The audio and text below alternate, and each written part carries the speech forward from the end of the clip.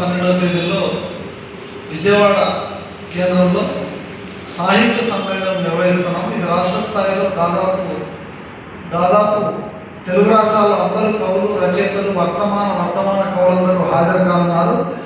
ఈ 2 రోజుల సాహిత్య సమ్మేళనంలో ప్రసిద్ధ రచయితలు, కవులు, సాహిత్య రంగానికి సంబంధించి అనేక లోతైన విషయాలు చర్చించనున్నారు. ముఖ్యంగా 10వ తేదీ ఉదయం ప్రారంభ సభ తెలకపల్లి రవి గారి అధ్యక్షతన జరగబోతుంది. ఇందులో కేంద్ర సాహిత్య అకాడమీ అవార్డు గ్రహీత రాజ్పాల్ చంద్రశేఖర్ రెడ్డి గారు ప్రారంభ ఉపన్యాసం చేయనున్నారు.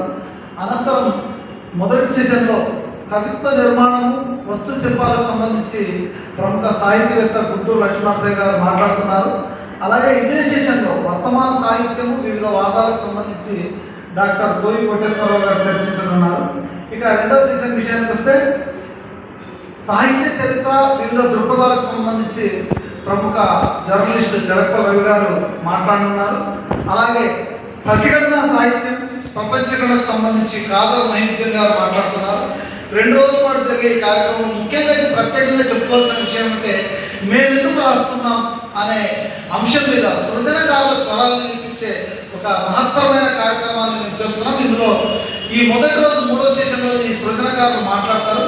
సృజనకారుల స్వరం మేము ఎందుకు రాస్తున్నాం అనే అంశంలో ప్రసిద్ధ కవులు మల్లిపురం జగదీష్, శ్రీనిధి స్వామినాయుడు, శంకర గోపాల్, అలాగే అనిల్ డ్యాని, వైష్ణవి శ్రీ, కవిదాసు, కంచరాన భుజంగరావు, సింహాద్రి లండా, తంగరాల సోని, పక్కి రవీంద్రనాథ్, నాస్తిక్, సింహాద్రి నాగశిరీష, సుబ్బారావు, కేవి మేఘనాథ్ రెడ్డి తదితరులు ఈ మొదటి రోజు సృజనకారుల స్వరాలను వినిపిస్తారు. అలాగే 2వ రోజు 4వ సెషన్ జంజాల రఘుబాబు గారి అధ్యక్షతన జరగబోతా ఉంది. ఇందులో తెలుగు కథ, సామాజిక చింతన అనే అంశంపై ప్రముఖ కథా రచయిత అడ్డాడు అప్పనాయుడు గారు మాట్లాడుతున్నారు. అలాగే కథా రచన, మెళకువలకు సంబంధించి మహమ్మద్ కదీర్ బాబు మాట్లాడుతున్నారు. ఖమ్మం జిల్లా ప్రముఖ కవి ఆర్ సీతారాం గారు కవులు, రచయితలు అధ్యయనం ఆవశ్యకత అనే అంశం మీద ఆయన ప్రసంగించనున్నారు. ఇక 5వ సెషన్ సంబంధించి మళ్ళీ సృజనకారుల స్వరం మేము ఎందుకు రాస్తున్నాం అనే అంశం మీద ప్రసిద్ధ కవులు మాట్లాడుతున్నారు. అందులో కేంద్ర సాహిత్య అకాడమీ యువ పురస్కార గ్రహీత వేంపల్లి షరీఫ్, పాయల మురళీకృష్ణ, కట్ట సిద్ధార్థ, మెర్సీ మార్గరెట్, ఇవి కూడా కేంద్ర సాహిత్య అకాడమీ అవార్డు గ్రహీత, కుప్పాల శ్రీరామ్, సుబ్బు ఆర్వి, బాల సుధాకర్ మౌళి, పల్లిపట్టు నాగరాజు, వావిళ్ళపల్లి సృజన, వడ్లపల్లి పద్మ, వీళ్ళందరూ సృజనకారుల స్వరాలు మాట్లాడుతున్నారు. అలాగే ప్రసిద్ధ సాహిత్యవేత్తలతో యువ కవులు, రచయితలు ప్రశ్నోత్తర కార్యక్రమాలు నిర్వహిస్తున్నారు. ఇది ముఖ్యంగా ప్రగతిశీల సాహిత్యానికి సంబంధించి వివిధ అంశాలకు సంబంధించి లోతైన చర్చ జరిగే కార్యక్రమం ఇది ముఖ్యంగా ప్రగతిశీల కవులను ఐక్యం చేసి తెలుగు సాహిత్య సమాజానికి మేలు చేకూర్చడంలో భాగంగా మాకినేని బసవపునాయ కేంద్రం సాహిత్య స్రవంతి సంకల్పించిన కార్యక్రమం ఇది. ఇందులో కవులు, రచయితలు విశేషంగా పాల్గొని జయప్రదం చేయాలని సాహిత్య స్రవంతిగా కోరుకుంటున్నాం. ధన్యవాదాలు. కథ, సామాజిక చింతన అనే అంశంపై ప్రముఖ కథా రచయిత అడ్డాడు అప్పనాయుడు గారు మాట్లాడుతున్నారు. అలాగే కథా రచన, మెళకువలకు సంబంధించి మహమ్మద్ కదీర్ బాబు మాట్లాడుతున్నారు.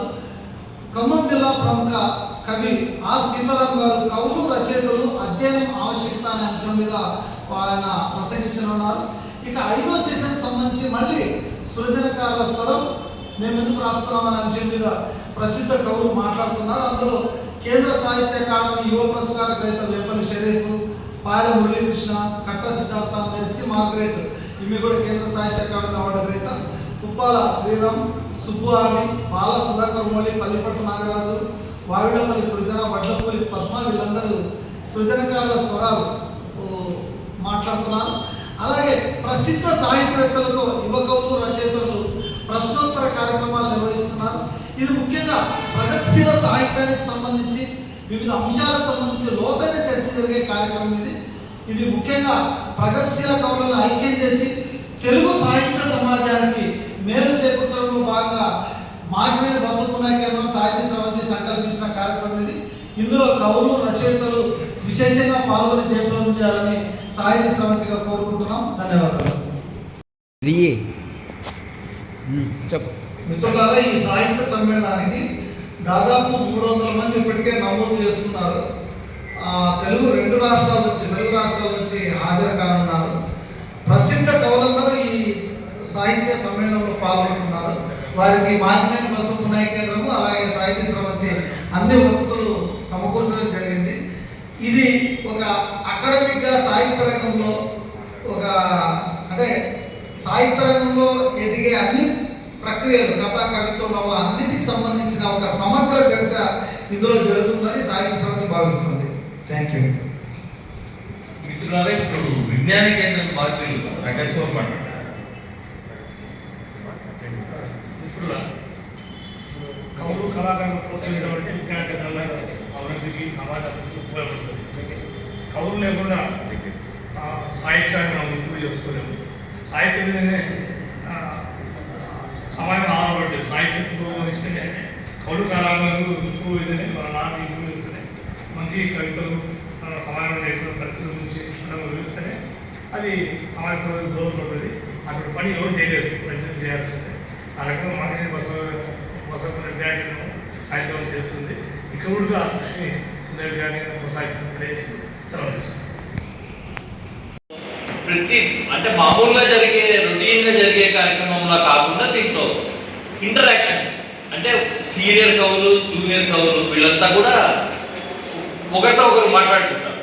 అలాగే కవిత్వము, కథ, నవల, విమర్శ, అలాగే ఈ ఇప్పుడున్న వాస్తవిక పరిస్థితులు కవిత్వంలో కానీ ఇతర సాహిత్య ప్రక్రియలో వస్తున్నాయా లేదా ఇవన్నీ కూడా అక్కడ కూలంకషంగా చర్చిస్తాం. ఏదో వర్క్షాప్ లాగా ఉండి ఒక క్లాస్ చెప్పేసి వాళ్ళతో కొన్ని రాయించి ఇలా కాకుండా కొంచెం సృజనాత్మకంగా ఒక ఈ 2 రోజులు ఒక ఆలోచన రేకెత్తించే విధంగా ఈ సదస్సు తర్వాత ఈ సమ్మేళనం తర్వాత ఒక సంవత్సరం పాటు మేమేం రాయాలి అన్న స్పృహ వచ్చిన వాళ్లకు విన్న వాళ్లకు కలిగించే విధంగా విజ్ఞాన కేంద్రము అలాగే సాహిత్య స్రవంతి చేస్తున్న ఈ ప్రయత్నము చాలా మంచిది. దీనికి మొత్తం రాష్ట్ర వ్యాప్తంగా యువకులంతా అందరూ అటెండ్ కావాలని మేము అందరినీ అభ్యర్థిస్తున్నాం.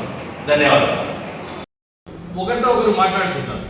అలాగే కవిత్వము, కథ, నవల, విమర్శ, అలాగే ఈ ఇప్పుడున్న వాస్తవిక పరిస్థితులు కవిత్వంలో కానీ ఇతర సాహిత్య ప్రక్రియలో వస్తున్నాయా లేదా ఇవన్నీ కూడా అక్కడ కూలంకషంగా చర్చిస్తాం.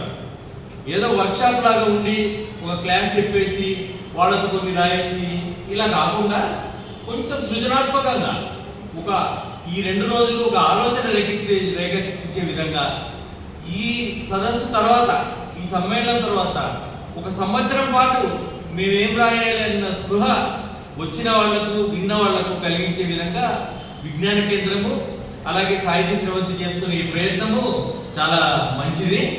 దీనికి మొత్తం రాష్ట్ర వ్యాప్తంగా యువకులంతా అందరూ అటెండ్ కావాలని మేము అందరినీ అభ్యర్థిస్తున్నాం. ధన్యవాదాలు.